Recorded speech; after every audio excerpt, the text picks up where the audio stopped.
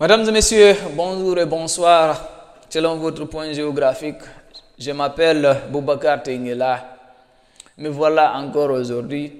N'oubliez pas de partager les vidéos, de vous abonner sur ma page Facebook Boubacar Tengela. Pour me retrouver encore sur YouTube, c'est Boubacar Tengela. N'oubliez pas aussi de vous abonner. La famille ne fait que s'agrandir. Merci pour tout le monde. Encore sur YouTube ou bien sur TikTok du moins, vous pouvez me retrouver, Boubacar Tengela. Donc l'adresse est simple. Partagez les vidéos et essayez de vous abonner et abonner vos relatifs. Merci pour ça. Comme vous avez déjà prévu, nous allons aujourd'hui encore continuer et boucler sur les damnés de la terre de M. Frantz Fanon. M. Frantz Fanon, comme vous savez, on a déjà passé sur l'une de ses œuvres ici. Nous allons conclure sur les œuvres magistrales qu'il nous a léguées avant de quitter. Aujourd'hui, nous allons parler sur son livre, Les damnés de la terre.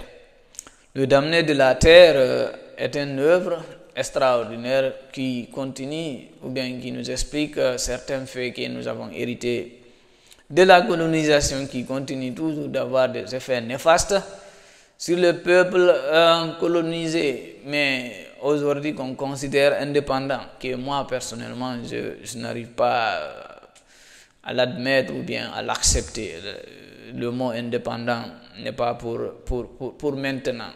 Mais espérons dans le futur, ou bien les futures générations pourront essayer quand même de se réclamer ou bien de dire qu'ils sont indépendants. Mais ce n'est pas pour cette génération. Le damné de la terre. Le damné de la terre est une œuvre majeure de Frantz Fanon, publiée en 1961, qui analyse les effets psychologiques et sociaux du colonialisme sur les peuples colonisés. Elle prône la décolonisation par la violence révolutionnaire. Selon M. Fanon, elle dénonce l'annihilation du colonisé, la violence héritée au système colonial et appelle à la libération des peuples opprimés, ce qui est en fait un texte fondamental pour le mouvement anticolonial et de libération. Donc, le thème principal traité dans le livre, c'est la violence coloniale. Selon M. Fanon, Fanon analyse la violence héritée au système colonial qui est non seulement physique mais aussi psychologique et mortifère. Il soutient que cette violence est fondamentale pour le maintien du colonialisme et qu'une violence révolutionnaire est nécessaire pour déconstruire ce système. Qu'est-ce que nous allons dire? Qu'est-ce à dire sur le dernier passage que je viens de lire comme ça ou bien de vous parler? Selon M. Fanon, la violence exercée dans les pays colonisés n'est pas du tout quelque chose qu'on ne peut pas donner d'explication ou bien qui ne représente pas grand-chose pour le maintien de la colonisation. Donc, comparons maintenant la méthode utilisée par le régime colonial passé et le régime actuel que nous avons dans la plupart des pays africains, francophones. Afrique en général, je peux dire, mais on peut particulariser pour pouvoir donner une espèce d'explication pour beaucoup de personnes. Quand nous regardons par exemple les violences post-électorales, ou bien les violences pendant les manifestations, ou bien les violences après les élections, avant les résultats, pendant les élections, après les résultats, cette violence n'est pas du tout, selon M. Frantz Fanon, de l'effet du hasard. Elle date de la colonisation. Parce que pour maintenir la colonisation, il fallait utiliser la violence. Donc, malheureusement, le pays, ou bien le gouvernement actuel de la plupart des pays qui ne trouvent pas, par exemple, la légitimité légale vis-à-vis de leur peuple, use la violence pour maintenir le contrôle ou bien l'ordre. Donc, selon M. Frantz Fanon, cela est lié directement à l'effet de la colonisation. Donc, dans le livre Le damné de la terre, les violences sont nécessaires ou bien les violences sont utilisées pour maintenir l'ordre ou bien pour maintenir la suprématie de ceux qui gouvernent, même si elles sont légitimes ou bien même si elles sont illégitimes. Donc, quand nous prenons exemple dans certains pays, même une simple revendication, la plupart résulte ou bien la plupart donnent résultat les cas de mort.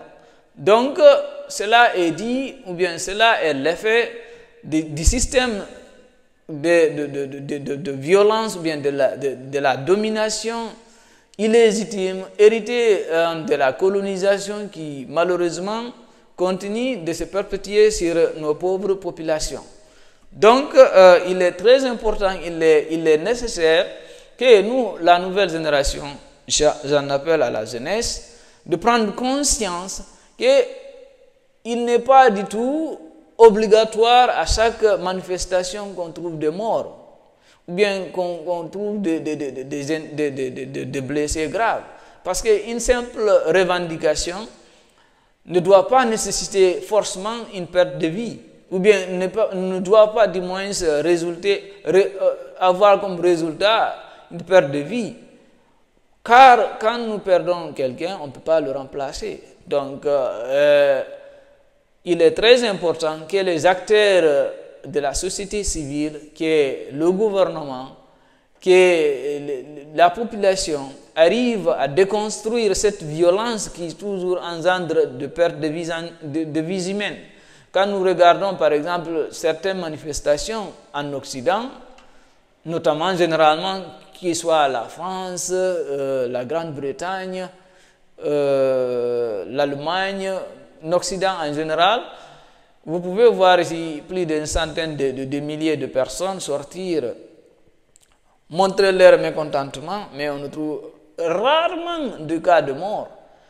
Pourquoi? Parce que ici, la violence n'est pas du tout un moyen.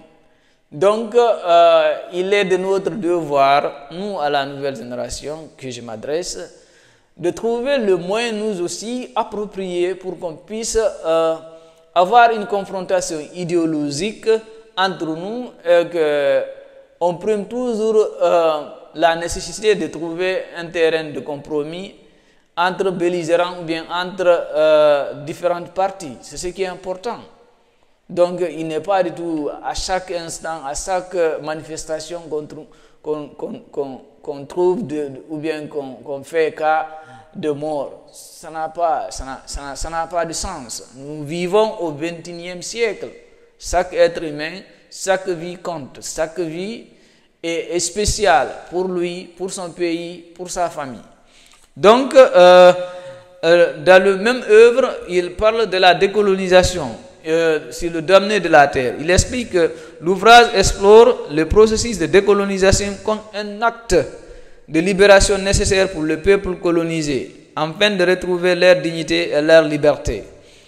Fanon, il essaye de théoriser, de faire une espèce de théorie, la lutte contre la décolonisation et le rapport entre le colonialisme et la domination économique.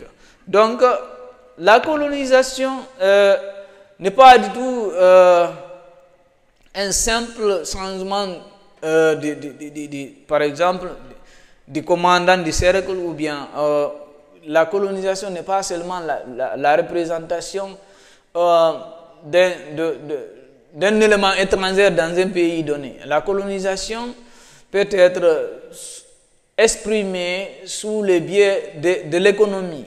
Donc, par exemple, si par exemple votre économie n'est pas, votre argent n'est pas du tout géré par votre pays, par les leaders de votre pays, sachez qu'il y a un élément qui jusqu'à présent vous garde dans la colonisation, bien dans le système colonial. Donc, il faut prendre conscience de ça.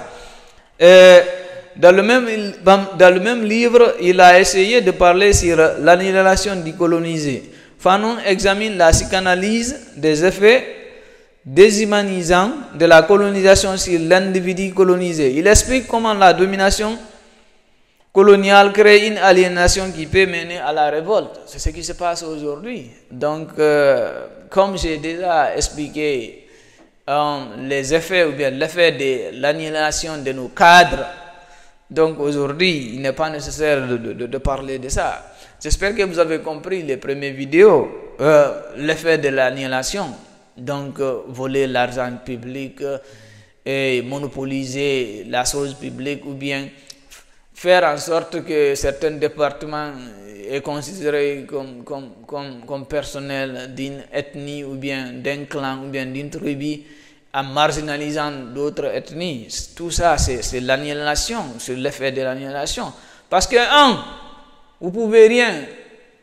Il y a un adage qui disait ou bien qui dit, un seul doigt ne peut pas ramasser un caillou. Donc, si je vois dans certains pays ou bien dans quelques pays africains ou bien voire, on peut dire, pas seulement francophones, un seul ethnie essaye de monopoliser tous les secteurs du gouvernement. Il s'agit juste d'être de leur ethnie pour pouvoir avoir une poste de responsabilité. Vous allez nulle part. L'histoire l'a toujours prouvé. Donc, essayez de changer vos mentalités. Essayez de traiter tout le monde d'égal à égal. Donnez tout le monde la chance de faire quelque chose pour leur pays. Mais en essayant de monopoliser le gouvernement, de monopoliser certains secteurs, c'est pas important, c'est pas bon. Donc, essayons de changer cette mentalité. Selon M. Franck Fanon, tout ça c'est lié à l'annihilation, tout ça est lié aux effets de la colonisation. Donc, l'identité et la culture nationale. Le livre aborde la question et la construction de l'identité nationale et son rôle dans le lutte d'émancipation en mettant en lumière le défi de la décolonisation. Contexte est porté. Un contexte de guerre. Le livre a été écrit dans le cadre de la guerre d'Algérie, un conflit de décolonisation majeur en Afrique. Donc, un appel à la révolte. M. Franck Fanon lance un appel à la révolte contre l'injustice coloniale et la solidarité entre le peuple opprimé, offrant une analyse incisive des mécanismes de domination. Un texte fondamental, Le Damné de la Terre, est devenu une œuvre de référence pour la pensée anticoloniale et postcoloniale, influençant de nombreux mouvements de décolonisation et de libération dans le monde. Donc, nous allons aujourd'hui boucler sur M. Franck Fanon. J'espère que vous avez un peu compris et vous avez pris des leçons. N'oubliez pas de penser à votre pays.